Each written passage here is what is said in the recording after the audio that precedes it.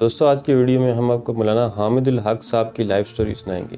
ہم آپ کو بتائیں گے کہ مولانا حامد الحق کون تھے، کتنے پڑھے لکھے تھے، ان کا تعلق کس مدرسے سے تھا اور یہ مدرسہ اتنا اہم کیوں ہے، مدرسہ حقانیہ کو دنیا بھر میں اتنی اہمیت کیوں دی جاتی ہے، طالبان اس مدرسے کا احترام کیوں کرتے ہیں۔ جانتے ہیں آج کی ویڈیو میں یہی سب حقائق۔ مولانا حامد الحق کون تھے؟ سیاسی و مذہبی جماعت جمعیت علماء اسلام سین گروپ کے 57 سالہ رہنما مولانا حامد الحق اپنی پارٹی کے سربراہ اور خیبر پختونخوا کے ضلع نوشہرہ کے مدرسۃ العلوم حقانیہ اکوڑہ خٹک کے نائب محتمم تھے۔ وہ دفاع پاکستان کونسل کے چیئرمین بھی تھے۔ مولانا حامد الحق سن 2018 میں اپنے والد مولانا سمیع الحق کے اسلام آباد میں قتل کے بعد جماعت کے سربراہ مقرر ہوئے تھے۔ مولانا حامد الحق 1968 میں اکوڑہ خٹک میں پیدا ہوئے اور انہوں نے دینی تعلیم دارالعلوم حقانیہ سے حاصل کی تھی۔ انہوں نے پرائیویٹ امیدوار کے طور پر دنیاوی تعلیم میں گریجویشن کر رکھی تھی۔ مولانا حامد الحق نے سن 2002 میں متحدہ مجلس عمل کے ٹکٹ پر انتخابات میں حصہ لیا تھا اور اپنے حلقہ اکوڑہ خٹک سے رکن قومی اسمبلی منتخب ہوئے تھے۔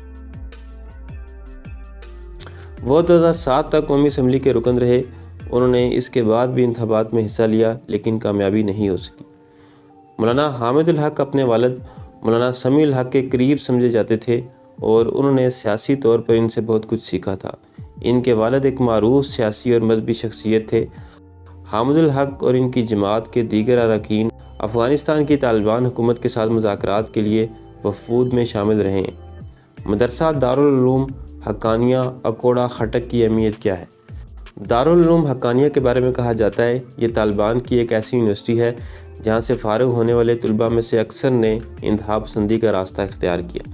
پاکستان کے صوبہ خیبر پختونخوا کے ضلع نوشہرہ میں مدرسہ دارالعلوم حقانیہ اکوڑہ خٹک پاکستان کے مدارس میں نمایاں حیثیت رکھتا ہے اور مختلف ادوار حکومت میں اس مدرسے کو حکومتی گرانٹس بھی دی جاتی رہی ہیں۔ یہ کوئی عام مدرسہ نہیں ہے بلکہ ایک ایسی اہم درسگاہ ہے جس نے افغانستان پر سوویت یونین کے حملے کے بعد سے عسکری سطح پر اہم کردار ادا کیا ہے۔ اس مدرسے کی بنیاد مولانا سمیع الحق کے والد شیخ الحدیث مولانا عبد الحق نے پاکستان بننے کے ایک ماہ بعد یعنی ستمبر 1947 میں رکھی تھی۔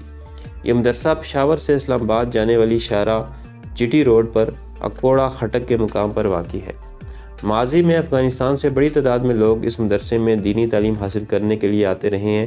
یہ مدرسہ جمعیت علماء اسلام سین کے سابق سربراہ مولانا سمیع الحق کی وجہ سے بھی زیادہ شہرت رکھتا ہے اور اس کی ایک وجہ یہ ہے کہ عالمی سطح پر ذرائع ابلاغ میں مولانا سمیع الحق کو بابائے طالبان بھی کہا جاتا رہا ہے۔ دارالعلوم حقانیہ کا سیاسی اثر و رسوخ۔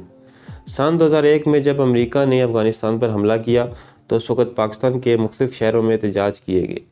ان میں دیگر سیاسی جماعتوں کے علاوہ مولانا سمیع الحق کی جماعت اور ان کے مدرسے دارالعلوم حقانیہ نے بھی بھرپور آواز اٹھائی تھی۔ اس کے علاوہ پاکستان کے قبائلی علاقوں میں شدت پسندی میں جب اضافہ ہوا تو اس وقت حکومت نے مولانا سمیع الحق سے تعاون طلب کیا تھا تاکہ علاقے میں امن قائم ہو سکے اور تشدد کی کارروائیوں کو روکا جا سکے۔ پاکستان تحریک انصاف کے دور حکومت نے جامع دارالعلوم حقانیہ کو فنڈز بھی جاری کیے تھے۔ سن 2019 میں خیبر پختونخوا کی صوبائی حکومت نے اس مدرسے کو 3 کروڑ روپے کی گرانٹ دی تھی، جبکہ پی ٹی آئی کے سابق دور حکومت میں وزیر اعلیٰ پرویز خٹک نے بھی اس مدرسے کے لیے بھاری گرانٹ منظور کی تھی، جس پر اپوزیشن جماعتوں کی جانب سے کڑی تنقید کی گئی تھی۔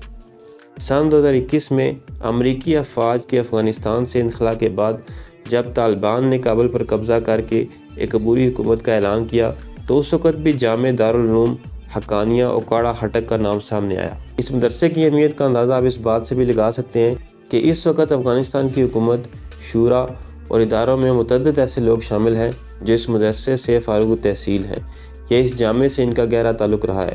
اس مدرسے میں سابق افغان رہنما مولانا جلال الدین حقانی، مولانا یونس خالص اور مولانا محمد نبی محمدی اور دیگر نے تعلیم حاصل کی تھی اور یہ وہی قائدین ہیں جنہوں نے سوویت یونین کو شکست دی تھی۔ صرف افغانستان نہیں بلکہ پاکستان میں بھی مختلف شعبوں میں ان کے مدرسے سے فارغ التحصیل افراد کام کر رہے ہیں۔ تو دوستو یہ تھی میری آج کی ویڈیو پسند آئے تو چینل کو سبسکرائب کریں۔ ملتے ہیں اگلی ویڈیو میں۔ اللہ حافظ۔